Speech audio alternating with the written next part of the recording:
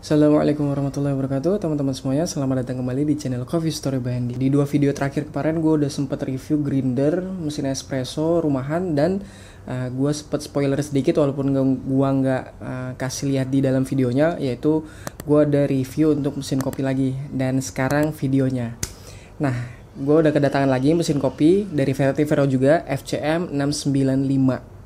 Dan ini adalah mesin espresso untuk skala rumahan. Ya teman-teman semuanya, unitnya itu udah ada di sebelah kiri gue. Dan kalau kita lihat sama-sama, desainnya itu cukup elegan dan juga retro design. Terus juga kalau kita lihat di depannya itu ada 3 mode tombol. Yang di tengah itu ada tombol on off-nya dia. Terus juga yang sebelah kiri itu ada single brewing. Untuk single cup maksud gue, tombol brewing untuk single cup. Yang sebelah kanannya itu ada tombol brewing untuk double cup gitu loh. Bodinya itu dilapisi oleh plastik dan juga aluminium serta ada stainless steelnya juga gitu.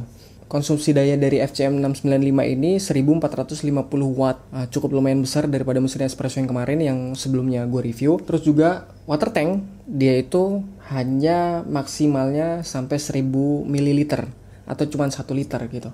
Dia ini single group, ya jelas cuman ada satu group head di sini. Terus juga pemanasannya dia itu thermoblock, jadi lumayan cepat untuk preheatingnya ketika awal kita nyalain gitu loh. Terus juga yang lumayan menarik di sini ketika kita pindah ke sebelah kanannya dia itu ada 3 mode tombol untuk hot water, terus juga untuk coffee, maksudnya.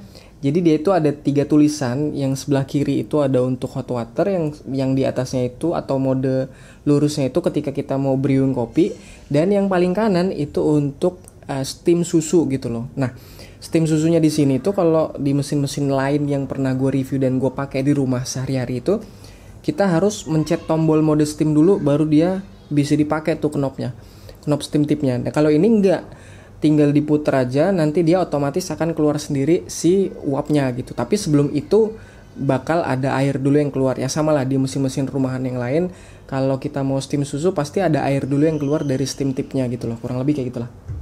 Nah terus juga nozzle-nya ini, steam tipnya ini bisa kita pakai untuk frothing susu, yaitu untuk keperluan cappuccino dan juga untuk latte. Cuman setelah gue lihat-lihat nih, kita sama-sama buka ya. Dia itu kalau untuk latte agak sedikit pendek steam tipnya, dan itu juga agak susah untuk dikontrol gitu loh kalau menurut gua. Terus juga dia pergerakannya itu hanya ke kiri dan ke kanan, nggak bisa ke atas ke bawah, jadi kurang fleksibel. Dan juga menurut gua sih agak sulit ketika untuk kontrol milk jugnya untuk kita steam susu untuk latte.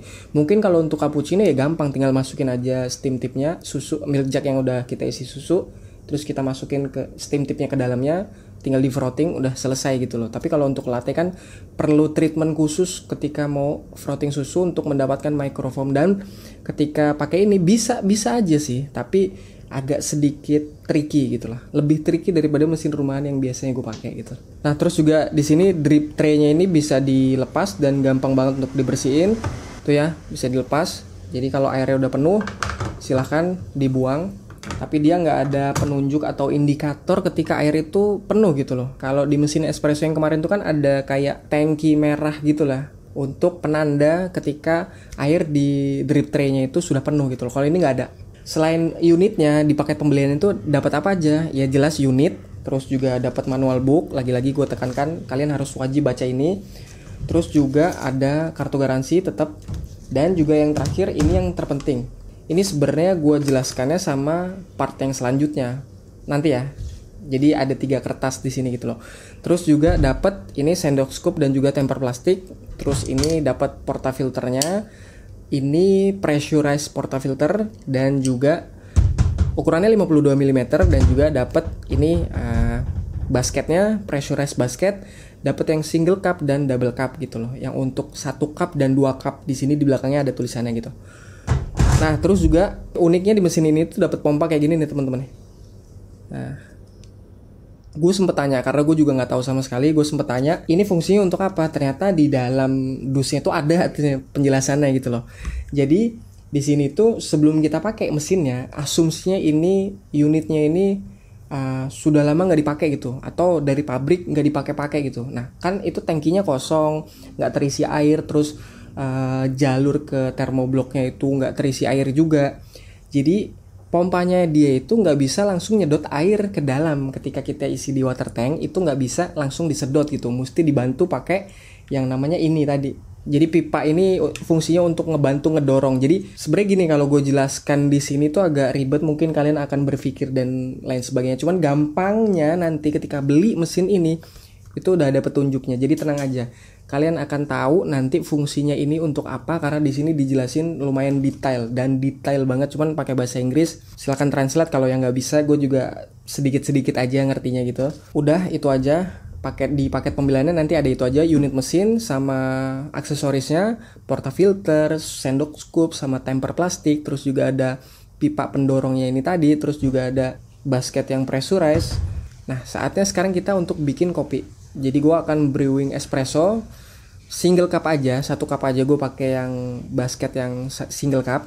Terus juga kita akan sama-sama coba frotting susu untuk keperluan latte art. Nah, gimana sih?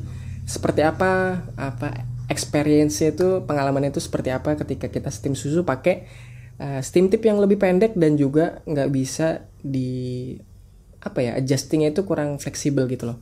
Jadi itu tantangan dan PR tersendiri untuk gua. Tapi ayo sama-sama kita langsung bikin. Oke teman-teman, saatnya kita cobain mesin Verete Vero FCM 695 ini. Nah, sama-sama gue tekankan sekali lagi ya. Sama-sama kita lihat di depan ini visualnya ini kayak gini nih. Ini ada 3 tombol. Nah, yang di tengah ini tombol power, ketika nyala dia warnanya merah. Terus di sebelah kiri ada tombol mode single cup untuk single brewing, untuk single cup.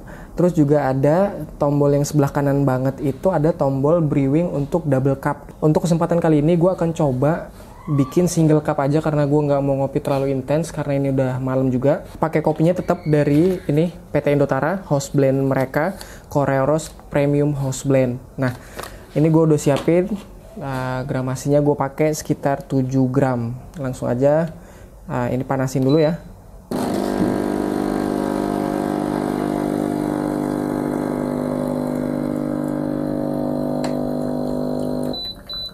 Nah, ini untuk sekedar manasin cupnya aja. Grindernya gue tetap pakai grinder dari Verete Vero yang kemarin sempat kita review. Nih, oke, sudah selesai, kita copot portafilternya.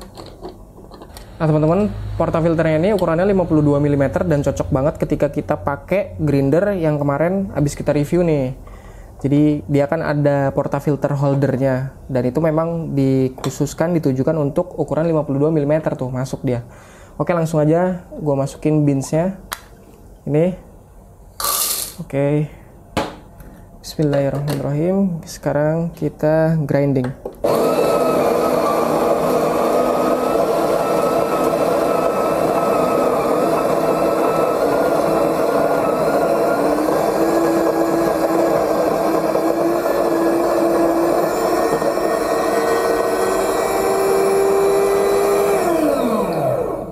Oke, cukup.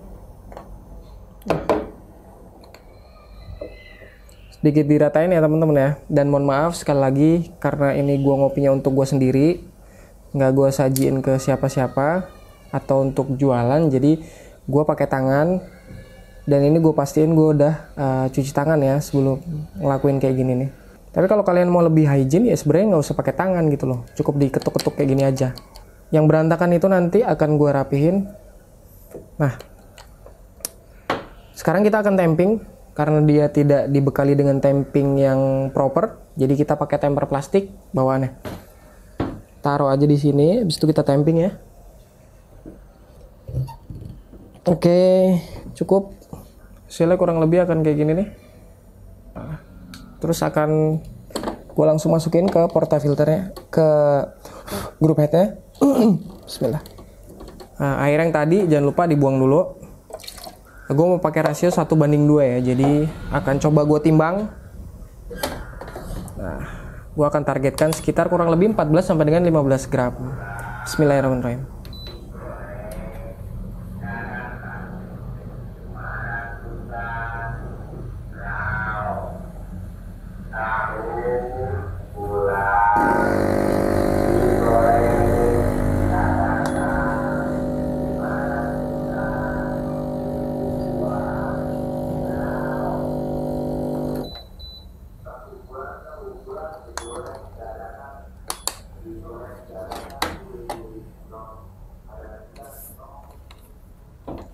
Nah, oke teman-teman, ini udah jadi.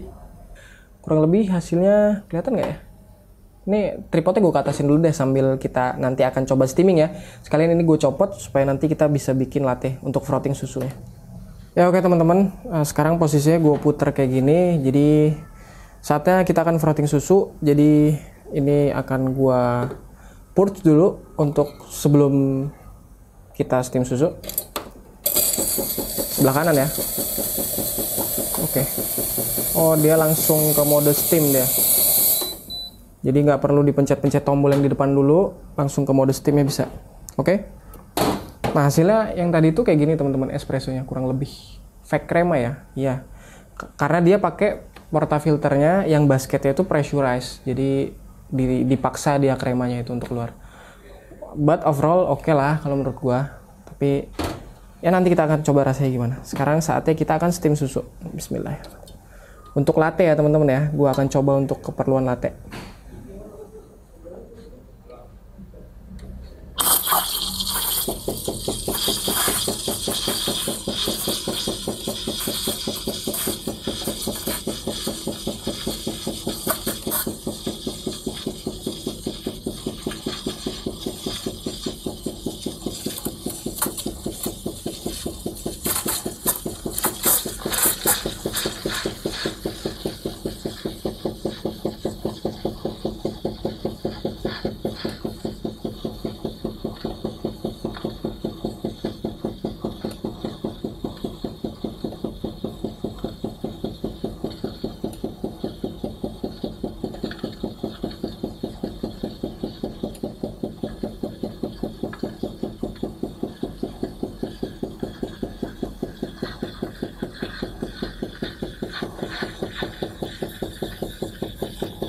Oke, panasnya udah cukup. Oke, banyak bubble-bubble besar dan ini akan gue coba tap, semoga hilang. Oke teman-teman, untuk steam susunya lumayan lah, bubble-bubble besarnya udah hilang ketika gue tap. Jadi teman-teman setiap habis pemakaian harus di purge ya, supaya nggak menyumbat susunya itu di dalam steam tipnya. Dan jujur aja ini agak sulit ngontrol steam tip dengan ukuran yang kayak gini, karena ini pendek banget, dikontrolnya lebih susah. Kan gue purge dulu.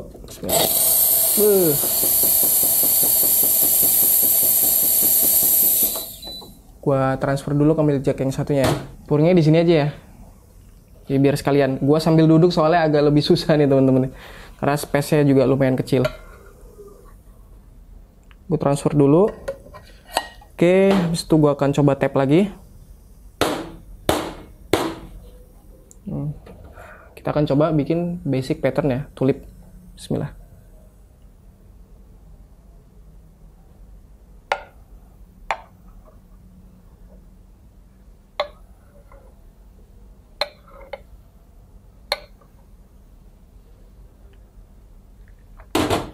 Ya oke lah. Hasilnya kurang lebih kayak gini nih teman-teman. Wah putih banget ya. Bentar, gue taruh dulu. Hasilnya kurang lebih kayak gini nih tadi nih. Setelah gue frotting susunya dan gue puring, kurang lebih kayak gini ya. Tuh hasilnya kayak gitu tuh teman-teman. Not bad lah kalau menurut gue untuk mesin rumahan kayak gini ya. Oke, kita pindah ke set yang awal lagi ya sambil ngobrol-ngobrol dan akan gue cicipin sedikit rasanya kayak gimana. Oke teman-teman semuanya, balik lagi ke set yang awal dan sekarang saatnya gue akan cobain sedikit kopinya dan juga gue akan kasih sedikit kesimpulan mengenai mesin Vertevero FCM 695 ini. Pertama gue akan coba dulu. Bismillahirrahmanirrahim. Masih keminum, buat gue sih masih keminum gitu loh. Cuman prefer selera masing-masing, gue bilang suka belum tentu kalian juga bilang suka.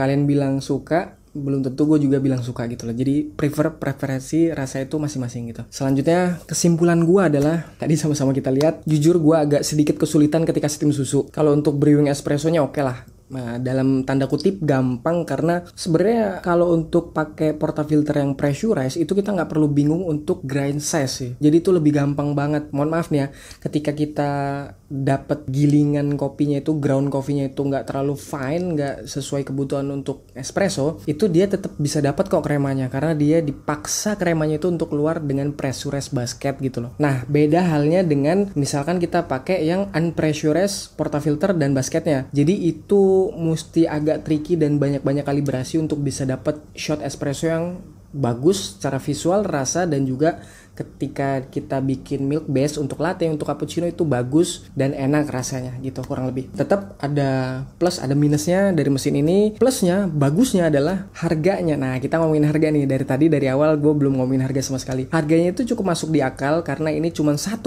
jutaan. Karena kalian udah bisa ngopi enak di rumah. Kalian udah bisa bikin espresso, kalian udah bisa bikin latte, kalian udah bisa bikin cappuccino dengan mesin ini hanya dengan 1,1 jutaan.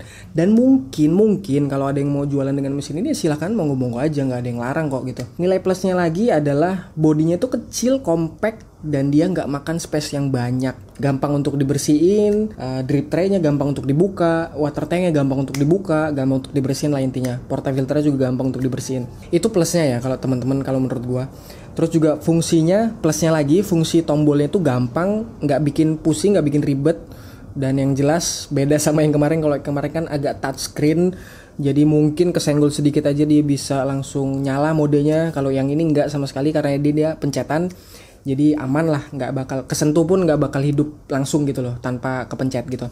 Oke teman-teman, terus juga itu plusnya. Dan minusnya kalau menurut gue pribadi lagi-lagi, karena biasanya juga gue pakai mesin espresso rumahan sehari-hari kan nggak yang model kayak gini gitu loh, pakai yang 58 mm, terus juga pakai steam tipnya lebih fleksibel adjustingnya daripada yang kayak gini gitu. Jadi kalau menurut gue sih pribadi, ketika gue mau bikin latte tuh gue agak kesulitan, dan itu minusnya kalau menurut gue ini pribadi gue ya kayak gitu. Tekanan sih lumayan kenceng gitu loh, untuk uapnya itu tekanannya lumayan kenceng gitu, cuman untuk kontrol si milk jug ini agak susah kalau menurut gua gitu loh. Dan apalagi ya kekurangannya, udah sih itu aja sih kalau menurut gua. Kalau masalah desain, harga ya kalian lah yang nentuin masing-masing. Kalian mau beli yang kayak gimana, suka yang desain kayak gimana, uangnya cukup yang kayak gimana, silahkan beli. Gue cuman review dan nyobain, serta gua akan kasih opini jujur gua bagaimana rasanya ketika pakai mesin-mesin yang gue review di video-video gue gitu. Oke teman-teman semuanya, mungkin segitu aja video yang bisa gue sampaikan untuk kali ini.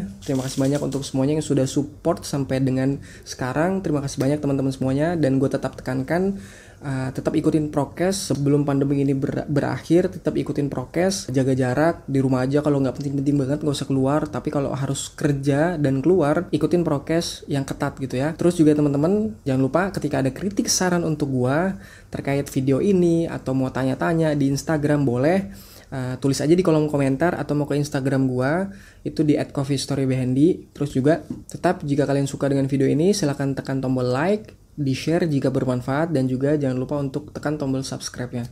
Terima kasih semuanya teman-teman. Wassalamualaikum warahmatullahi wabarakatuh. Tetap jangan lupa ngopi. Oh ya teman-teman, setelah ini gua mungkin akan ngasih video giveaway. Jadi stay tune on Coffee Story Behandy.